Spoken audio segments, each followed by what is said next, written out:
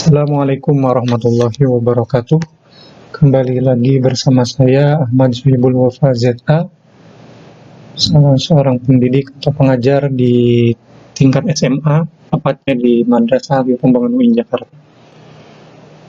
Pada kesempatan kali ini, saya ingin sharing kembali mengenai pembuatan tutorial proses pembelajaran jarak jauh atau belajar berbasis online.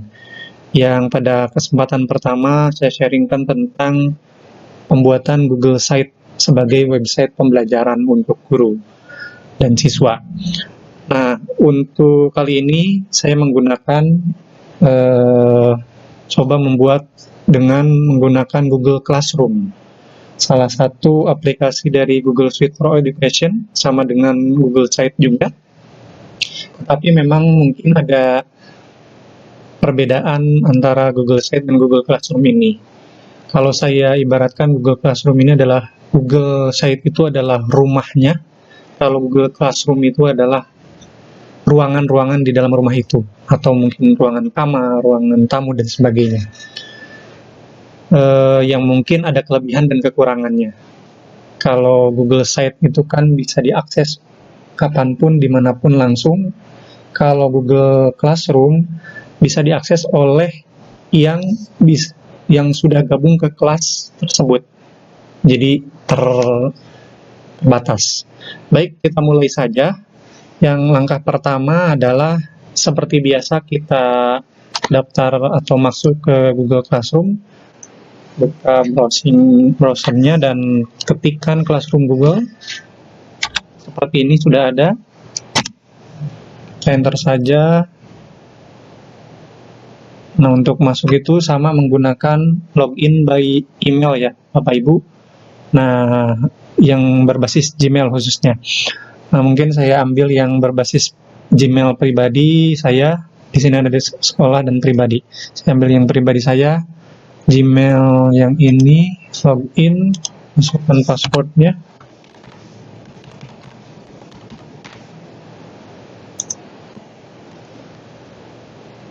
Dan akan muncul tampilan pertama seperti ini, jadi kosong. Kebetulan di sini kosong. Jadi di sini ada menu di sebelah kiri, kelas kalender, tetapi di sini masih kosong kelasnya. Nah, untuk membuat kelas, Bapak Ibu bisa ke pojok kanan atas layar ini. Di sini ada buat gabung kelas atau buat kelas. Yang jelas kita harus buat kelas dulu karena kita sebagai pengajar ya, Bapak Ibu sebagai guru. Langsung buat kelas. Nah, di sini ini sama saja saya akan membaca. Kita menggunakan Google Suite for Education, lanjutkan. Kita buat kelas, misalkan kelas 12 10 MIA 1 bagian mungkin, atau di sini matematika, di sini 10 MIA 1 11, maaf, ini 10. Kita buat.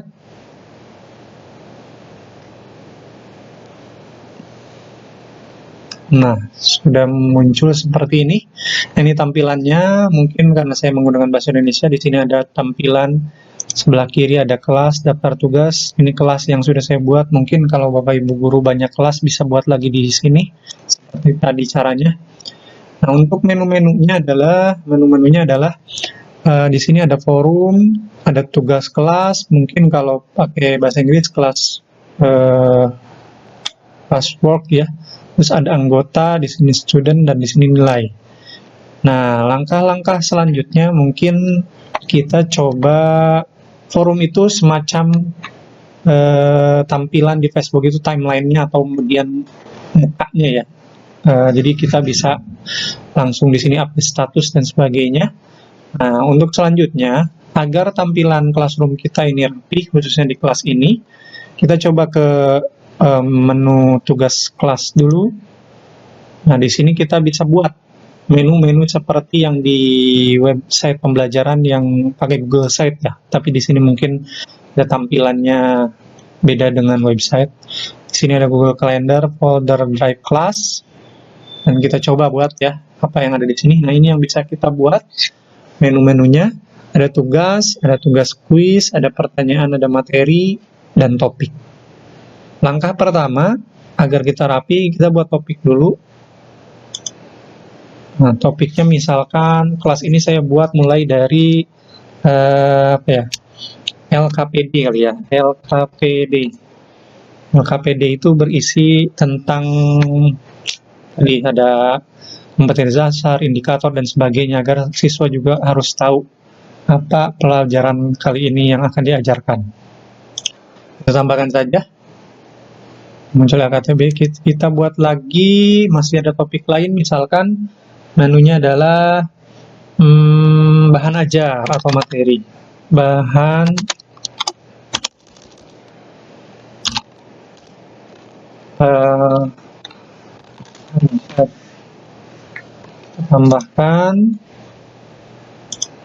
tambahkan lagi topik selanjutnya, contoh dan tugas, contoh latihan,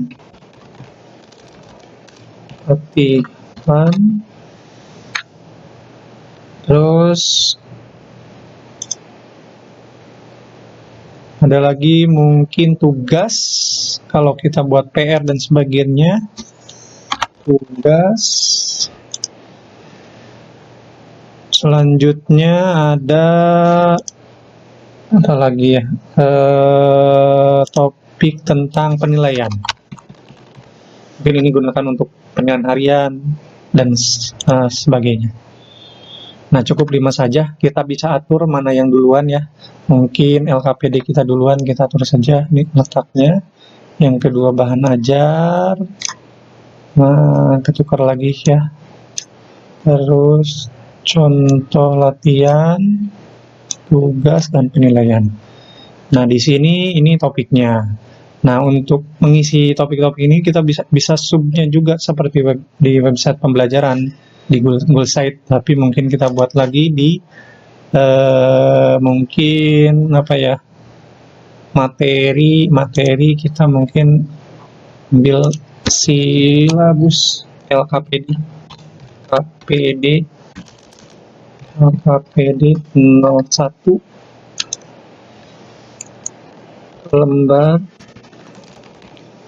lembar kerja peserta didik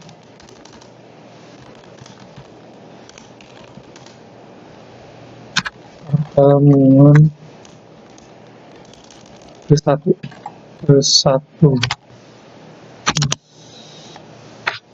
serta tambahkan, mungkin kita upload bisa file ya. LKPD kita cari di mana LKPD dia ada di komputer kita ya. Kalau saya mungkin nyimpennya di, cari dulu ini tentang eksponen, upload. Oke, ini LKP1. Terus selanjutnya juga kita posting dulu. Nah, ini kita masukin ke sini. Nah, jadi bisa ada LKPD 02 dan seterusnya ya Bapak Ibu. Selanjutnya bahan ajar. Bahan ajar kita buat dulu materinya apa, mungkin bentuknya materi, bahan ajar itu. Buat lagi eksponen.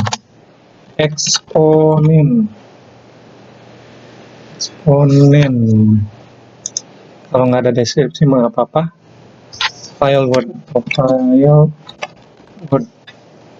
Bahkan kita ini ambil lagi dari file.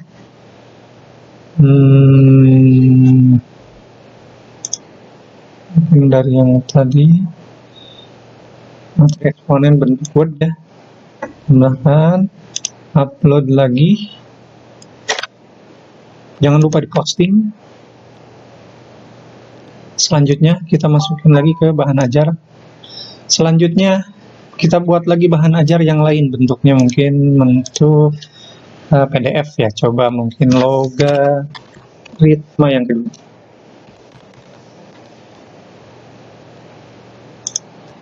File PDF, tambahkan Setelah materi eksponen sudah ada, mungkin bahan ajar kita tambahkan lagi dengan materi yang lain, bahan ajar yang lain, misalkan bentuknya tetap materi, tapi mungkin pakai file PDF dari file PDF. Misalkan materi logaritma, bentuknya file PDF. Akan upload file dari komputer saja, saya ambil masih yang dari komputer.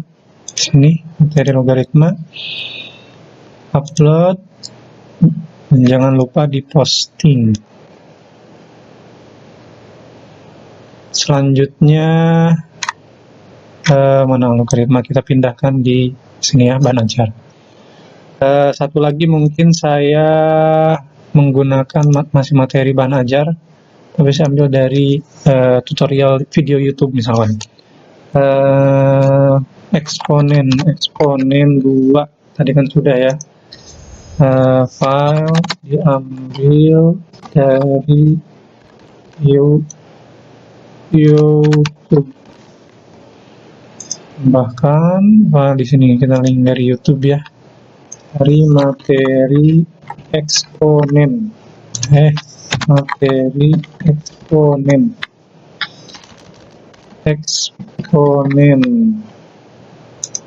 cari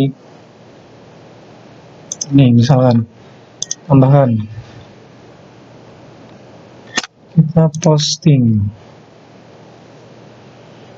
Nah ya, di sini kita naikkan misalkan ini letaknya, eksponen di sini, eksponen 2 di sini, eksponen 2 di sini berlogat. Selanjutnya untuk topik contoh latihan kita bisa buat lagi misalkan dari Google Drive. Bentuknya mungkin materi dulu ya, materi eksponen text file dari Google Drive, bahkan cari di Google Drive, mudah-mudahan ada ini materi, ini latihan ya.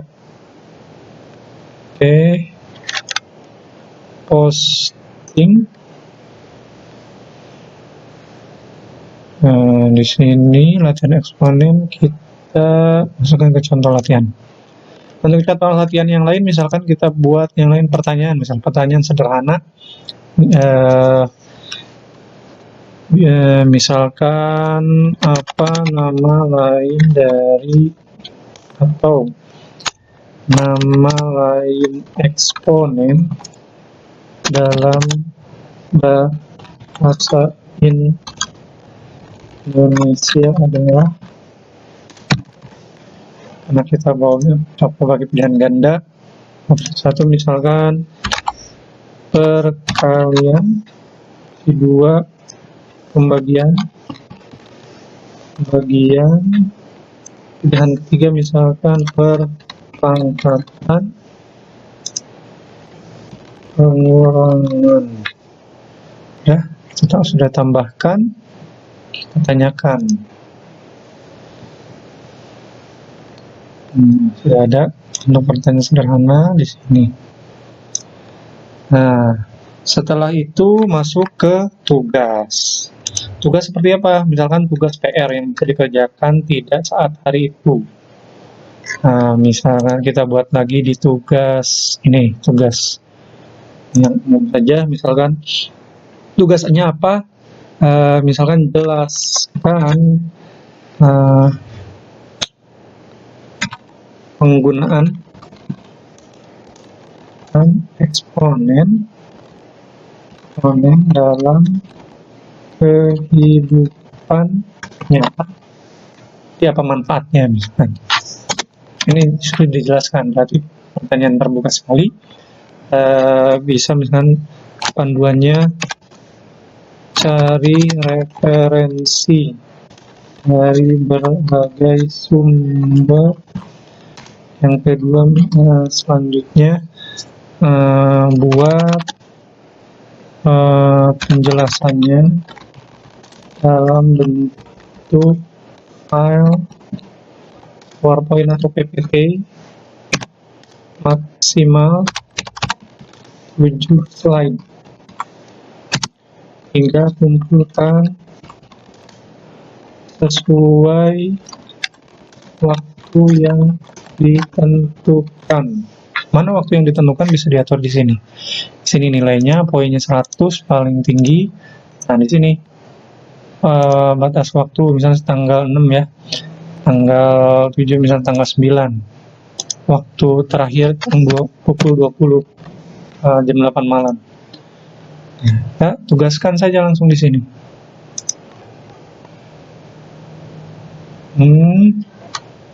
Oke, kita tugas di sini.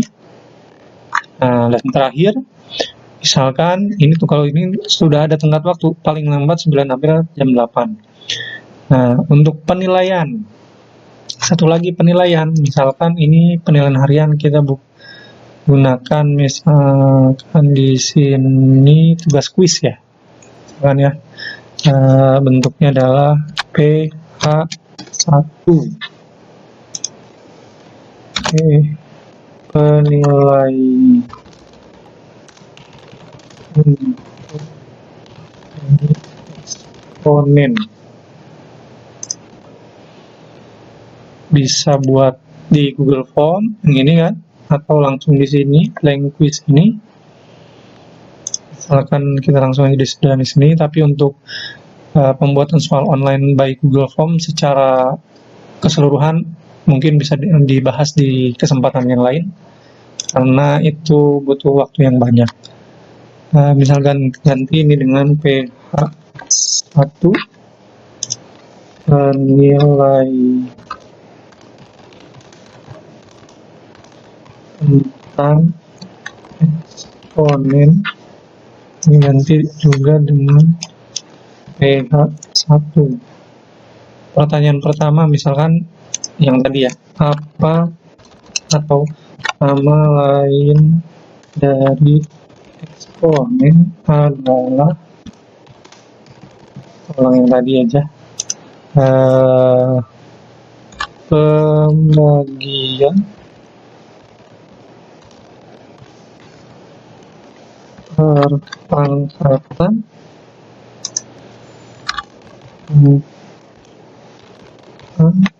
dan perkalian. Kalau yang ini bisa dibuat kuncinya langsung, kunci jawaban. Misalkan yang benar di sini, poinnya misalkan 10. Nah, bisa langsung seperti ini, wajib diisi. Nah, satu pertanyaan lagi misalkan tentang pertanyaan singkat atau pertanyaan esai. Nilai dari 2 dipangkatkan 3 adalah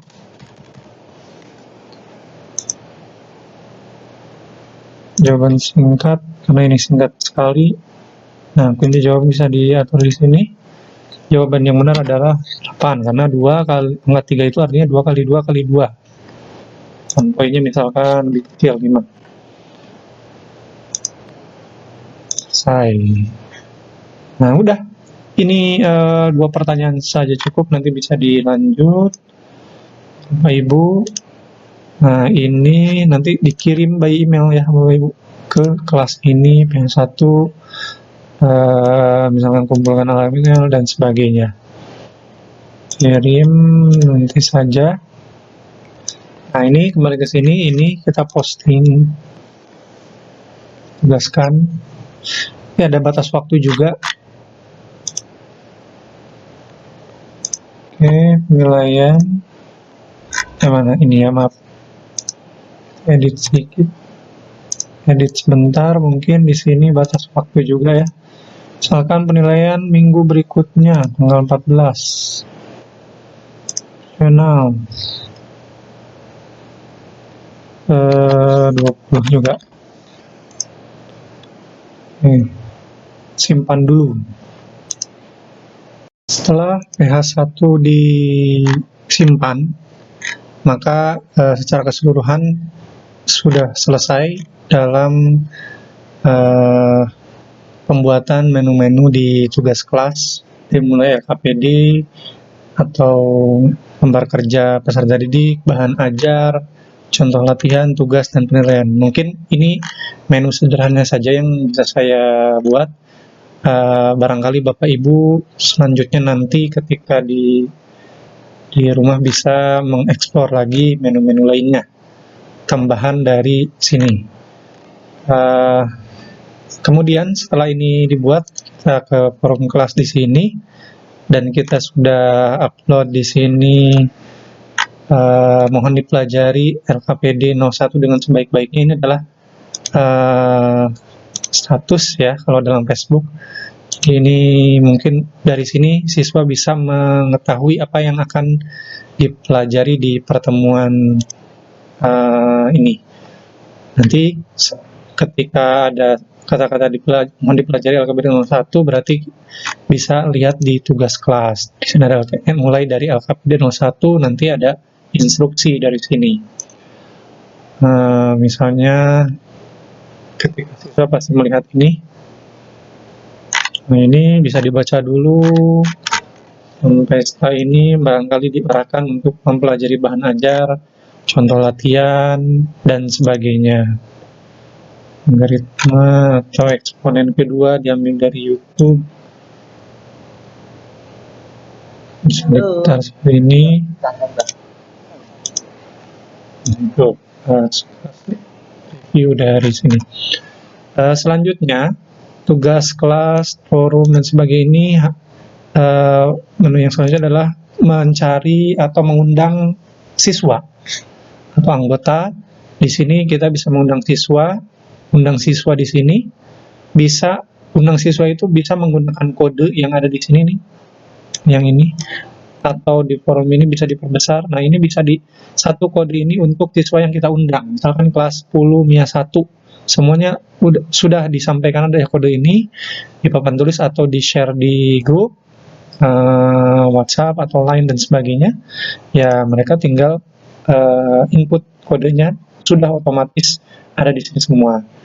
Kalau yang opsi kedua adalah mengundang satu-satu, tetapi ini mungkin agak lama ya.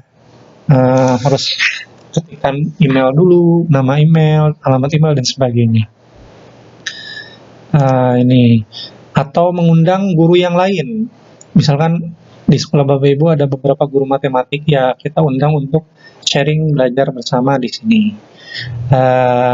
Ini dan ini nilai ini muncul ketika kalau tugas sudah diselesaikan. Tugas ini sudah diselesaikan, ada yang diperiksa ya.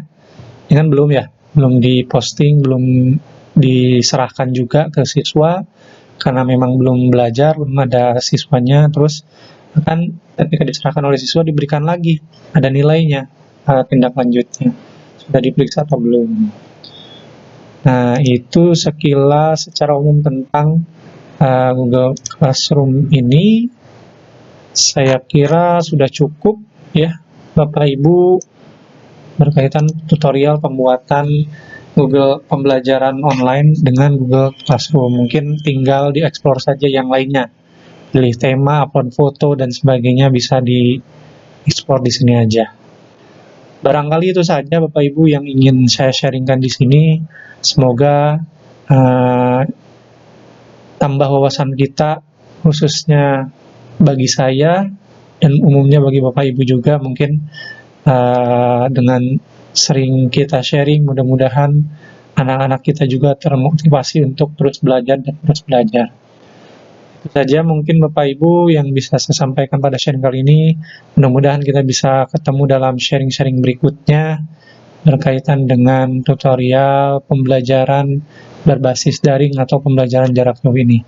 Terima kasih atas partisipasinya. Sekian dari saya. Assalamualaikum warahmatullahi wabarakatuh.